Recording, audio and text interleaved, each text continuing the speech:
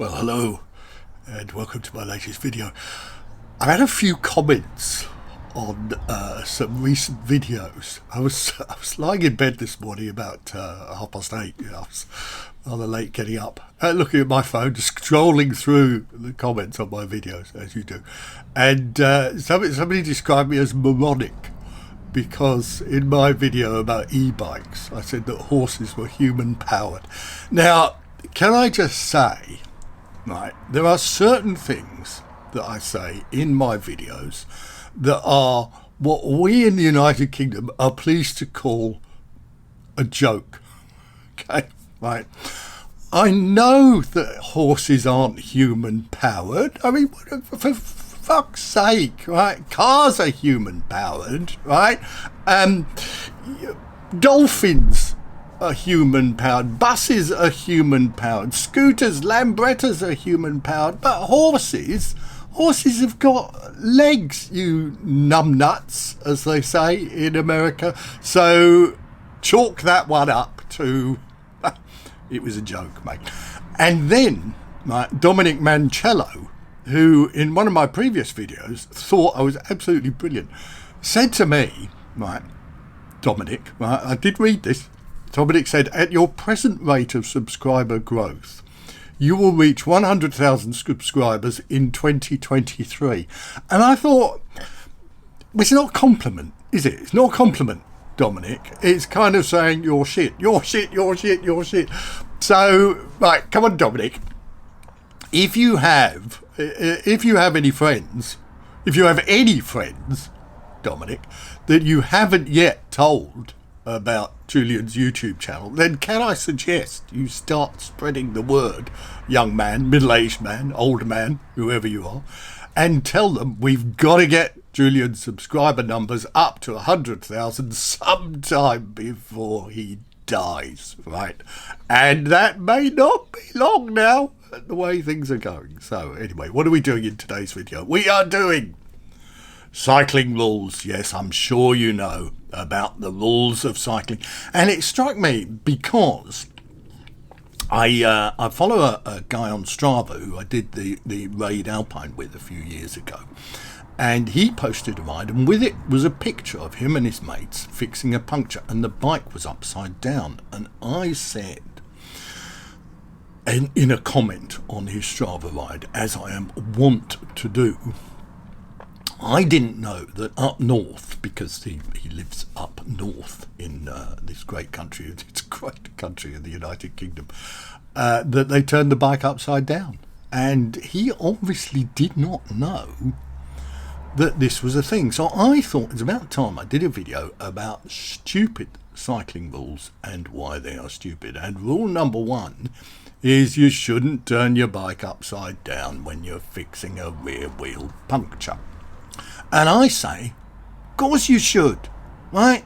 You should turn your bike upside down when you're fixing a rear wheel puncture. You should turn it upside down when you're fixing a front wheel puncture. You should turn it upside down when you're adjusting your brakes. You should turn it upside down when you're trying to clean your bar tape. You should turn it upside down every single time you want to do any work on your bike. So it makes it a lot easier. And when you turn it upside down, right, what you should do is make sure you leave your Garmin or your Wahoo or your Hammerhead Karoo 2, which I don't have incidentally, on the out front mount on your handlebars. And then if you're at the side of the road, perhaps on a little patch of grass, make sure that there is an enormous steaming pile of dog shit or even human shit, so that when you turn your bike upside down, your Garmin or your Wahoo or your Hammerhead Karoo 2, which I don't have by the way, sits gently, softly, oozily into that shit, because it works very well as a disinfectant. So when you turn your bike up the right way and you set off on your ride, you just scrape that little bit of shit off the top of your Garmin or your Wahoo or your Hammerhead Karoo 2, which I don't have incidentally, and there you are, you've got a nice clean cycling computer. So every time you have a puncture, make sure you turn your bike upside down, whether you're in the north or the south of this great country. Rule number 2 is about cycling caps. Now, the rule is that you're not supposed to wear a cycling cap when you're not cycling. And this cycling cap, as you can see, I don't know if can you see that? Or is it upside down? Or is it back to front? No, it's back to front when I look at it. It's not back to front when you look at it. And that's one of the interesting things about the whole video experience. This is from a cycling club called De Vere, which is a bike shop in South London run by Maurice Burton. Very great cyclist from the 70s and 80s. Anyway, the rule would be that I shouldn't be wearing this cycling cap because I'm not cycling. And I say, up yours, rule man, up yours. Because Julian, and well, you will know, actually, that when I'm doing an unboxing video in my garage, and I'm not doing an unboxing video at the moment, I wear some form, not always a cycling cap, but I wear some form of headgear. So you might think, well, he's wearing a cycling cap, he's wearing some headgear, so he must be doing an unboxing. And I say, no, there is no reason why you should not wear a cycling cap when you are not cycling, because that is a stupid rule. Okay, so it is the second one of Julian's stupid rules. Now, because I'm not cycling, and because I do believe in rules, I'm taking the cap off. All right, so cycling caps can be worn whenever you feel like it. Now, the third stupid rule is HTFU. And if you don't know what HTFU means, it means harden the fuck up. And what it essentially means is you should go out riding whatever the weather. Okay, so you look outside and it's raining. HTFU, get out on your bike. You look out of the window and it's snowing. HTFU, get out on your bike. And I say, right, no. Right? If it's raining, stay home. If it's snowing, stay home. If the weather is windy, stay home. If it's in any way shit weather and you don't feel like getting out on your bike, then do not, in other words, DNHTFU. Do not harden the fuck up. Follow Julian's rule, which is STFU, which is soften the fuck up, right? And stay inside where it's nice and warm. If you've got a turbo, if you've got Zwift or full gas, other systems are available, then get on that and do some cycling there. It's just as good as real cycling. But don't go outside in the bad weather. It's cold, it's windy, you'll get a cold, you'll feel ill, you'll start to shiver, you'll think, oh, I'm not really enjoying this. I mean, it's just not a lot of fun. So if the weather is bad, don't HTFU, STFU. That is Julian's third rule. Shoes. These shoes have what are called mountain bike cleats. And there are rules that say you should only use mountain bike shoes and mountain bike cleats if you are on a mountain bike. And I say that is a stupid rule, because this is the best pedal shoe fixing system ever designed. It's easy to use, it's simple, it's lightweight, you can access both sides of the pedal. When you get off the bike, you can walk in these shoes as if they are more or less like normal shoes. You don't have that clickety knob type way of walking when you have Look cleats or Shimano SPD road cleats like a proper roadie. So wear mountain bike cleats on mountain bike type shoes when you're riding your road bike. And of course, with the advent of the greatest invention since the human-powered horse, a gravel bike.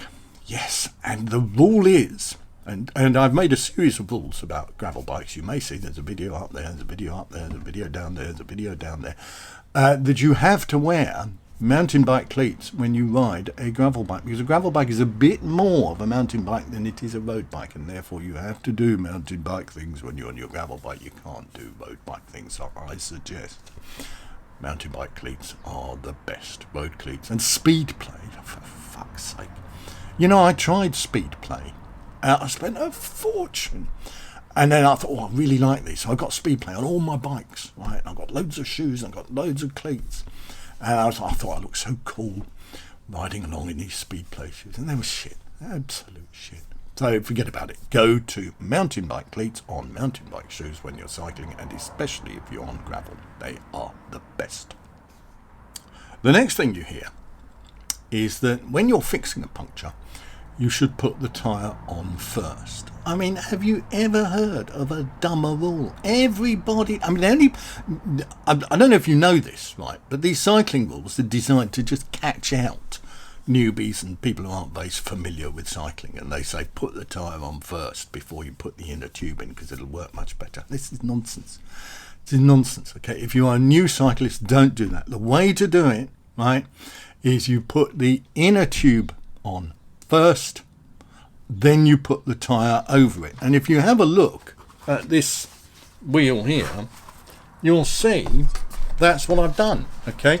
The inner tube is in here. I don't know if you can see it, but you can see the valve here, okay? So I've put the inner tube on first, I've fitted the tyre over it, and now I'm finishing off this final bit of the tyre. And the reason I haven't finished this off, actually, is this ties in with another video, and that is I had a Cycle Pal tyre seating tool, and it broke.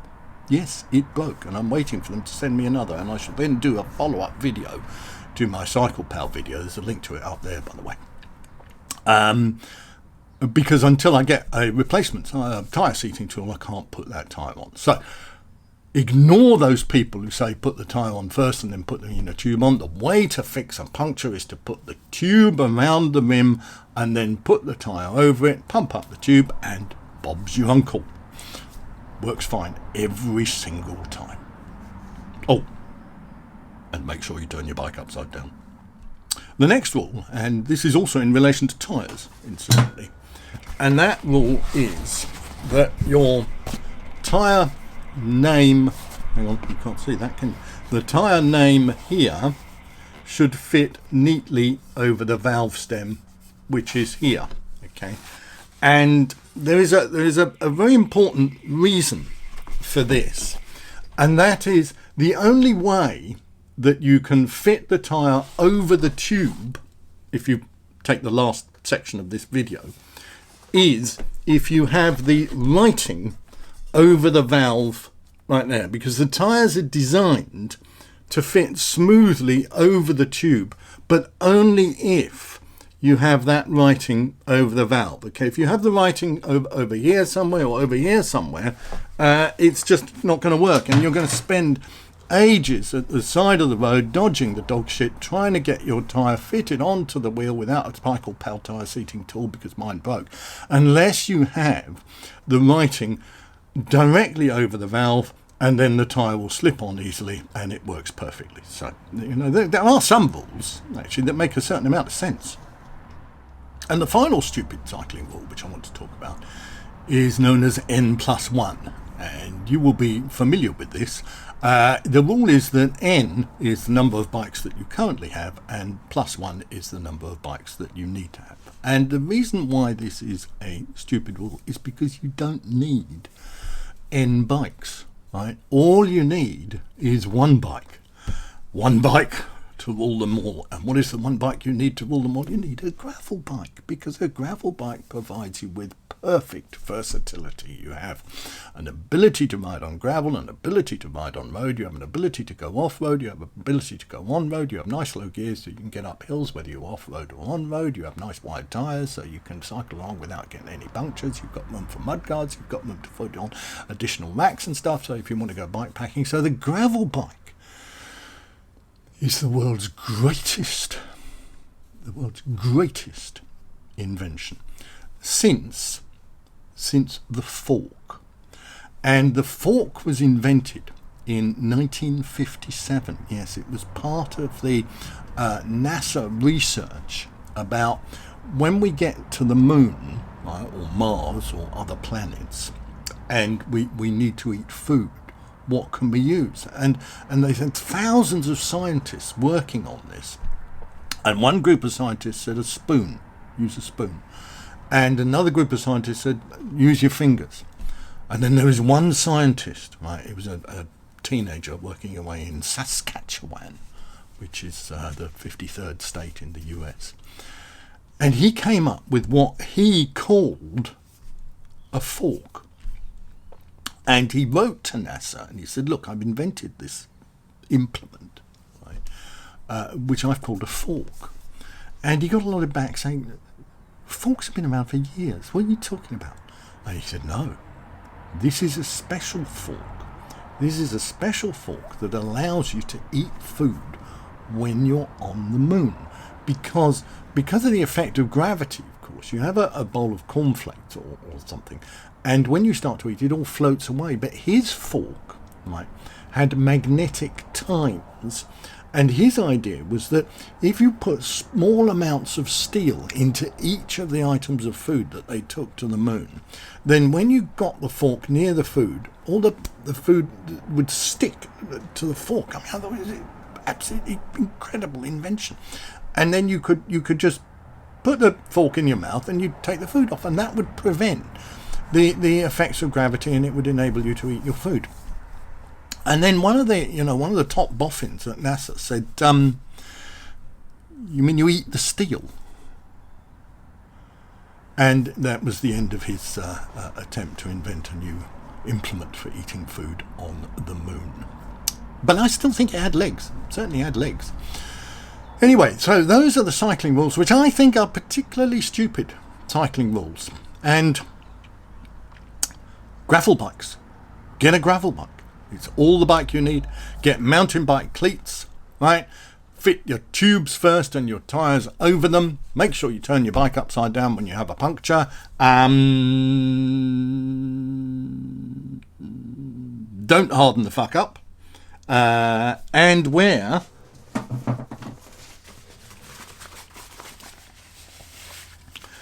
your cycling cap at every opportunity so you can thumb your nose at people on YouTube who call you moronic. So there we are, the latest in Julian's moronic series. I might make a playlist. Actually, there's an idea, right? I could go back through all the videos that I've made, there's been quite a few, and look at all the times that people have described me as a moron, or my videos as moronic, or why you're a fucking idiot, Hutchings. And I'm going to put them into a morons playlist. So if you too, right, are a moron and wish to join, right, Julian's Club de Morons, all right, you've had enough of Nobody Cares, you've had enough of There Is No Gravel, and you want to join the Club de Moron, and merch will be available at reasonable prices, then I'll put that playlist together, and there you are. You can see all those particular videos, and I'll name check, yes, I shall name check all of the people who called me a moron, and you can all get together in your great moron universe. And what else will you be able to talk about in your morons universe? Well, leave a comment down below if you have an idea. Thanks for watching. Have a Merry Christmas and see you next time.